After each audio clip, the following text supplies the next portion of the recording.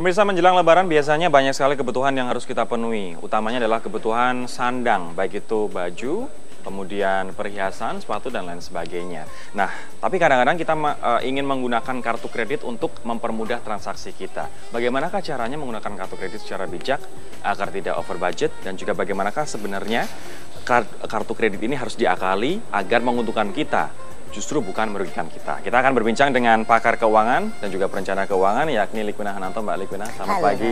Selamat pagi. Biasanya ini ibu-ibu seperti Mbak Liquina, aku percaya deh. Menjelang Lebaran banyak sekali hal-hal yang harus dibeli, utamanya baju. Kebutuhan emang gitu ya? Performance untuk sandang. Rory ya. kali yang harus beli baju baru. Ya saya juga sih Mbak. Tapi apa yang harus menjadi prioritas sebenarnya sebelum kita memutuskan untuk membeli kebutuhan menjelang Lebaran? Apa yang harus diprioritasin? Kebutuhan Perhatikan dulu, ada pengeluaran selama bulan Ramadan, ada pengeluaran untuk hari rayanya. Saya biasanya perhatikan orang tuh banyak bablasnya ketika pengeluaran Lebaran sama hari raya itu tercampur sehingga bingung ini mau pakai uang yang dari mana.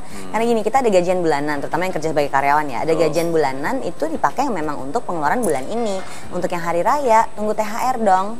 Nah, THR yang belum datang, kartunya udah digesek. Itu yang biasanya bahaya. Gitu. Berarti memang kalau misalnya untuk membeli kebutuhan Lebaran harus menunggu THR, karena kan itu adalah sumber dananya. Sebenarnya gini, dari mana sumber dananya? Kalau memang ternyata nggak punya dari sisa bulanan, karena misalnya harga-harga lagi naik, jadi mau nggak mau ongkos untuk kita grocery shopping itu lebih tinggi bulan ini. Jadi udah ngepas nih, nggak ada lagi untuk belanja-belanja pakaian baru atau semua pengeluaran hari raya.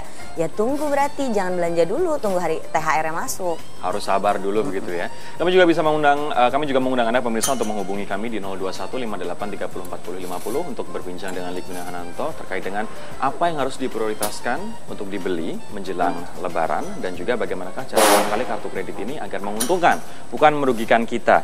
Nah, kalau misalnya ngomong soal kartu kredit, Mbak, dalam kita berbelanja ada beberapa tips nggak? Mungkin Mbak Liquina sudah sering menekankan bahwa harus bayar penuh, bayar penuh. Ada triknya tapi. Memang kenapa sih kalau misalnya kita kalau tidak dibayar penuh, 70%? Betul. Misalnya. Jadi kartu kredit ini bukan penghasilan tambahan, beda dengan kartu debit yang akan langsung memotong dari saldo di tabungan kita. Kartu kredit ini seperti kalau kita ngutang untuk beli rumah ada KPR. Nah, kartu kredit itu fungsinya juga seperti itu. Banyak orang yang nggak ngeh kalau kartu kredit ini kita lagi minjem sama bank. Kan bilangnya, utang, ya? Oh enggak kok, saya ditawarin, kan bilangnya gitu ya. Saya ditawarin kok, saya nggak apply, tapi tanda tangan formnya gitu. Nah, ketika kita pakai kartu kredit berarti kita sedang meminjam uangnya bank. Nah, kita dikasih waktu sampai tanggal jatuh temponya untuk bayar 100%. Kalau tidak bayar 100%, kita akan kena bunganya. Maka biasanya untuk memastikan ini nggak kebablasan gitu ya, kan lagi banyak nih pengeluarannya, akhirnya yang harusnya anggaran kartu kreditnya misalnya 2 juta jadi 3 juta, lebih dari yang kita miliki. Nah, berarti bagi dulu nih pengeluaran kartu kredit ada apa aja. Saya biasanya pakai kartu kredit itu 2. Lebih dari 2 biasanya kusut bayarnya. Jadi 2. Jadi saya buktikan sendiri kalau lebih dari 2 saya bingung yang mana yang belum saya bayar. 2 kartu. Satu kartu yang pertama bisa kita pakai untuk semua pengeluaran sehari-hari. Misalnya belanja bulanan, bahkan beli bensin pun kalau mau pakai kartu kredit bisa pakai kartu yang pertama. Tagihan-tagihan listrik, telepon, handphone, air bisa masuk semua ke dalam satu kartu kredit yang pertama. Jadi harusnya pengeluarannya jumlahnya nggak akan beda terlalu jauh kan, setiap bulan ya kira-kira segitu karena ada polanya dari bulan ke bulan. Kartu yang kedua baru yang kita sebut kartu untuk hura-hura. Mau beli baju baru kah, mau pergi liburan kah, mau makan-makan lagi banyak diskon, buka puasa bersama, reuni SD, reuni SMP, reuni SMA, terus SD-nya pindah 3 kali gitu, jadi banyak. Nah, itu kartu yang kedua. Tapi kita juga tetap harus stick pada bahwa kita memiliki sumber dana untuk membayar utang kartu kredit. Kalau kartu yang pertama kan berarti harusnya jelas dari gaji bulanan. Nah, kartu kedua ini yang biasanya akhirnya orang suka kebablasan.